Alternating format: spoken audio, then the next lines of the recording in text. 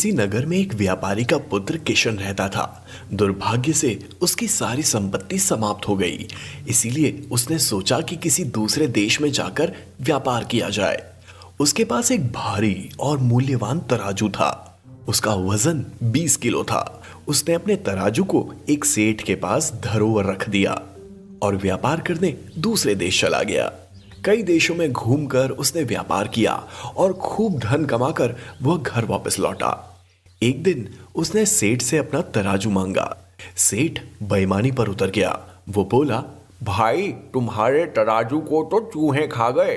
व्यापारी पुत्र ने मन ही मन कुछ सोचा और सेठ से बोला, सेठ जी, जब चूहे तराजू को खा गए तो आप कर भी क्या सकते हैं। मैं नदी में स्नान करने जा रहा हूं। यदि आप अपने पुत्र को मेरे साथ नदी तक भेज दे तो बड़ी कृपा होगी।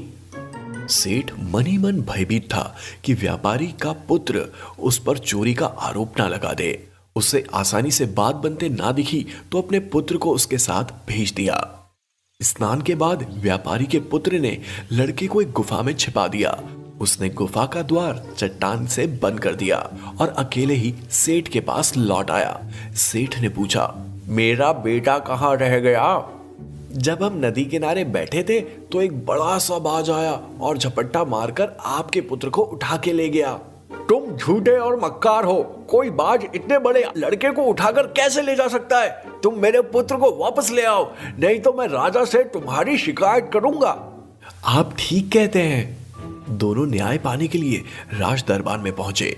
सेठ ने व्यापारी के पुत्र पर अपने पुत्र के अपहरण का आरोप लगाया। तुम सेठ के बेटे को वापस कर दो। मैं नदी के तट पर बैठा हुआ था कि एक बड़ा सा बाज झपटा और सेठ के लड़के को पंजों में दबाकर उड़ गया। मैं उसे कहां से वापस कर दूं? तुम झूठ बोलते हो। एक बाज पक्षी इतने बड़े लड़के को कैसे उठाकर ले जा सकता है।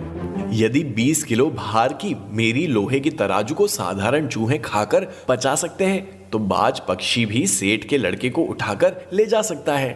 सेठ जी, ये सब क्या मामला है। अंततः सेठ ने स्वयं सारी बात राज दरबार में उगल दी। न्यायाधीश ने व्यापारी के पुत्र को उसका तराजू दिलवा दिया